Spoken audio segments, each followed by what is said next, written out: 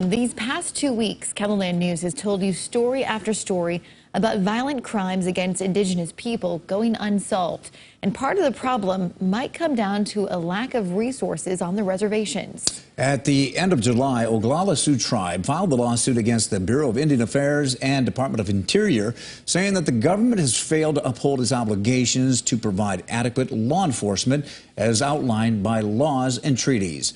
KELOLAND's Lauren Solik takes a look at how that might impact investigations and the role jurisdictional issues play. Solving crimes on reservation land isn't always easy. I know our public safety department is trying their hardest. We're like lacking officers, we need more help.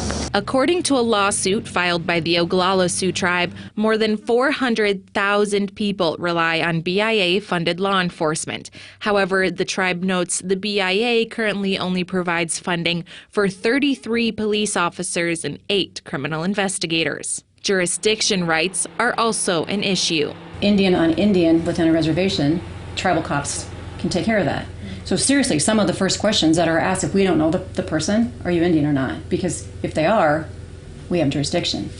If they're not, then we have to call the sheriff or we have to call the FBI, depending on the severity. Under the 7 Major Crimes Act, the FBI has jurisdiction over certain crimes committed by a Native American on a reservation.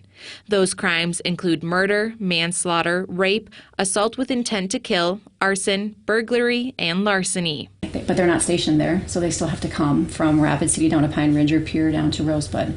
And so that lag time, too, often gives perpetrators a chance to hide or flee. The size of reservations causes issues as well. The town of Pine Ridge, for example, has communities way out away from the main town where the grocery store, the hospital, and the police department are.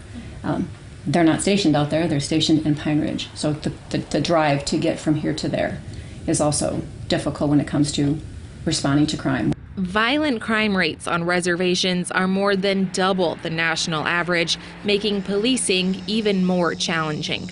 There's all this law stuff that comes into play that is confusing even for the best law enforcement officer. Lauren Solik, KELOLAND News.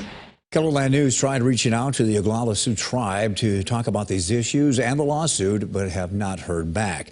Now, in the last couple of years, there have been efforts in Washington to help break down jurisdictional barriers, but many cases remain unsolved.